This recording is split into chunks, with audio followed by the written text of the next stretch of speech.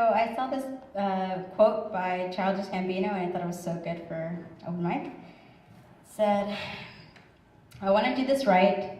Leave my heart on stage when I hold the mic." Don't be. Does she have any reason to be scared of here? No. Not at all. Hey, Flip. We love you. So I'm one of Miss T's students. I saw the Listen Violence video, and between the stories of mermaid dreams and the testaments of Coke and cherry blow pops, I was inspired.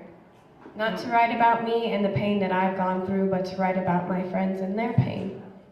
And so here's this. On the last day of his 8th grade year, he gave me a letter which made my eyes tear. He wrote, "You remind me, of all the pain I've gone through, and I'll never be at peace till I'm away from you. Packing my bags, packing up my life killed me inside. I didn't want to leave, but I could no longer hide that this kid I come to care about, like the son I'd never had, couldn't stand my presence and said I drove him mad. The time and distance helped him see that he cared about and even missed me. Now he calls and texts to tell me about his days, while I listen and laugh and cherish every word he says. There will be conversations we'll need to have when he's old enough and needs to talk again. That day, my heart will open to him and say, and spill out these words that I tell myself now, but keep locked away. Marcus, forgive me, because at 27, I'm as lost as you, and I don't understand half the shit that you do." Phone call. It's probably gonna rain. I'll see you when the snow falls. Waiting on a train. Well, come February, I'll be long gone from here. I'm headed for the ocean. Come find me there. Remember you shouldn't be right next to me. It's been so long since I have heard you speak. 'Cause I've been waiting on a phone call. What if I am just a quiet college student who lives and breathes poetry? What if I am a curious-minded, adventurous girl who sometimes hesitates to speak her mind, but when she steps on stage, the world is her empire and no one can tear her down? What if I am the one who feels invisible? When she's in a room full of people, what if I am a girl who believes that with God, music and poetry alone can change the world? What if I am a night owl who prefers to watch ESPN over Lifetime and comedies over romance? So what if I dance like no one is watching when I'm alone and I'm black, African American to be exact, got rhythm but still can't dance. So what if I'm black, just like fried chicken and grape soda? And what if I roll my eyes without realizing it or talk to myself sometimes? Yeah. So what if I am everything you don't expect me to be? All that mess, the good and the bad, is me. It's a part of who I am. I'm perfectly imperfect, and that to me makes me different, diverse from everybody else around me, and that to me is beauty. I try to understand.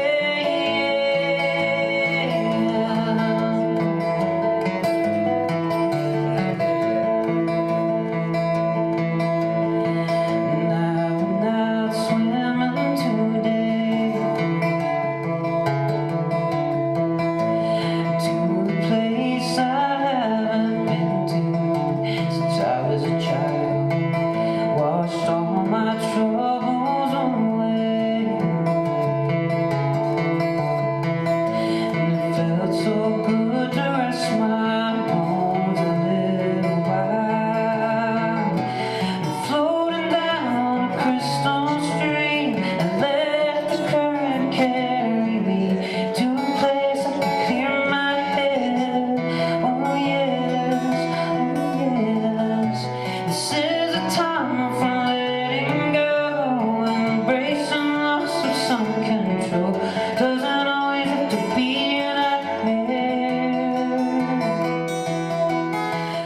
We have an endless stream, of hope holding together seams, of mothers tying shoestrings, and dads helping with support beams. We have an endless dream of neighbors checking our mail, of men managing to put up a sale, and less people in jail. We have an endless dream of people looking out for each other, sharing with one another, and friends turning into brothers. Have you ever looked fear in the face and said, I just don't care? But it's only half past the point of no return, the tip of the iceberg, the sun before the burn, the thunder before the lightning, and the breath before the phrase. Have you ever felt this way?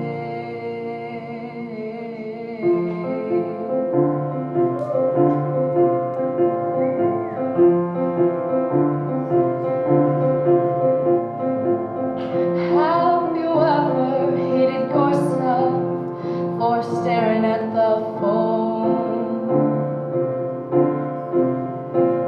Your whole life waiting on the ring to prove you're not alone. Have you ever been touched so gently you had to cry? I sit here plucking a flower that was meant for you. Sort of something like lost lovers do. Wondering if the love I have for you is reflected back to me. Sitting here plucking the flower of my lonely dreams. I pluck one petal and say, she loves me, with a smile on my face. Because you know, in the beginning, when you first fall in love, all the negativity disappears without a trace. Then I pluck another petal and say, she loves me not, as I slowly look away. Because love without love sure does make your nights fill up your day. So I quickly pluck another one up and say, scream, she loves me! Like if screaming the words will somehow make them come true. What will you say when you answer your phone? Will you pick up or just let it ring on and on? Maybe you're waiting for me to be strong enough to say, let's forget the past and build a new love that will last.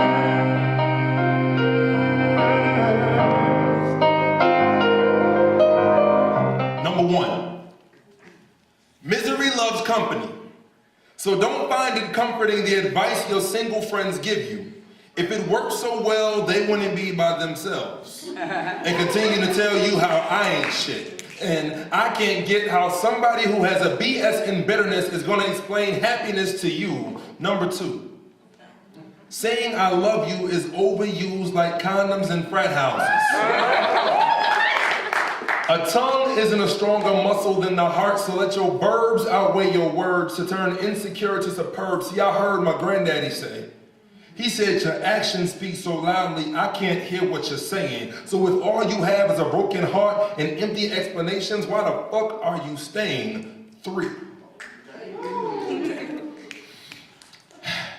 It's not the dress that's making you fat.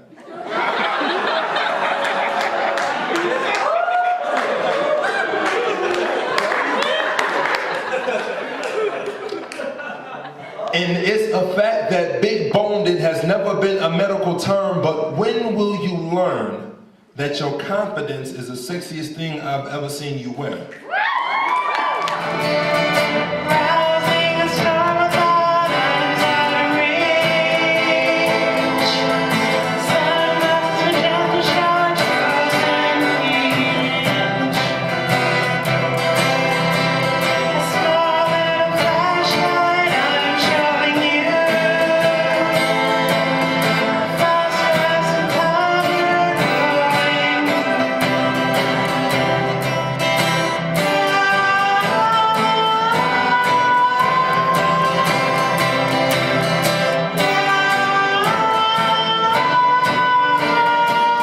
Yes, the aptitude tests and teachers praised that little girl for her brilliant mind. Career surveys suggested lawyer, teacher, preacher, or politician, and the world seemed to say she could be somebody, just not somebody's mother.